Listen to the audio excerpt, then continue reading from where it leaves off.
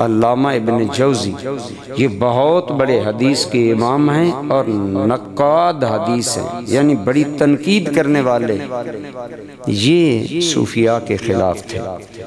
یہ کہتے تھے کہ صوفیاء گمراہ لوگ، یہ باطن کے نام پر دنیا کو گمراہ کرتے ہیں اور دین کے یہ خلاف لوگ چلتے ہیں۔ ایک بزرگ ہیں شیخ علی بن الحیتی رحمۃ اللہ تعالی علیہ، یہ حضور غوث پاک کے ہم عصر ہوئے ہیں، اور بعض نے انہیں کہا ہے کہ یہ بھی وقت کے کتب تھے، لیکن حضور غوث پاک کے انتہا درجے عقیدت مند ہونے کی وجہ سے آپ کی زندگی میں اپنی کوئی الگ محفل نہیں جمائی، ہمیشہ حضور غوث پاک کے پاس جا کر بیٹھتے تھے، آپ کی تعلیمات، آپ کی ہدایات، آپ کی باتیں سنتے تھے۔ علامہ ابن جوزی کا اور ابن الحیتی کا آپس میں تعلق تھا، تو وہ علامہ ابن جوزی بڑی سخت زبان استعمال کرتے تھے صوفیاء کے بارے میں، تو آپ نے انہیں فرمایا کہ آپ میرے ساتھ چلیں، میں آج آپ کو ایک فقیر دکھاتا ہوں، ایک اللہ کا بندہ دکھاتا ہوں۔ علامہ ابن جوزی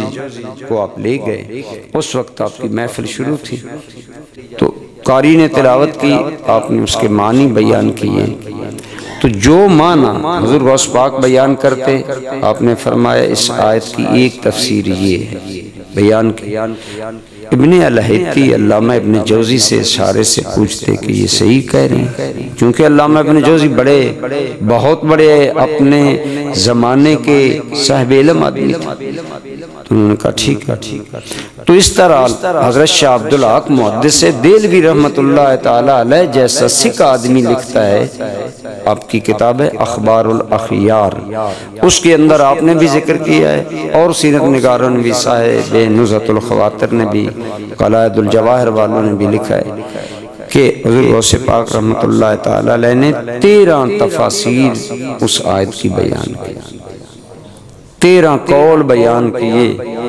زبانی، اور ہر ایک کی علامہ ابن جوزی تصدیق کرتا رہا کہ یہ ٹھیک ہے۔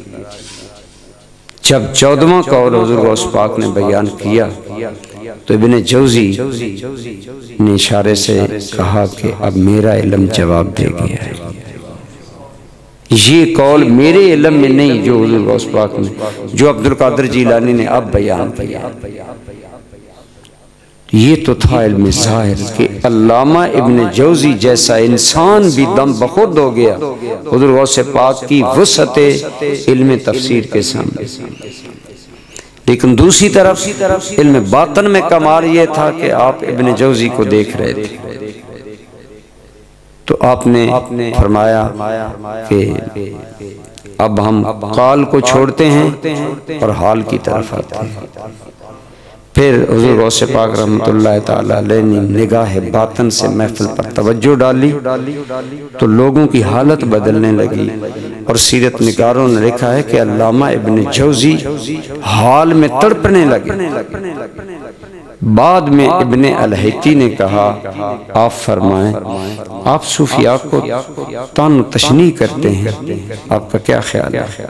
اس نے کہا کہ میں تیرا شکر گزار ہوں کہ تو نے مجھے ایسے آدمی سے ملایا ہے جو ظاہر و باطن کا عالم ہے۔ یہ حضور غوث پاک کا کمال تھا اپنے فن میں۔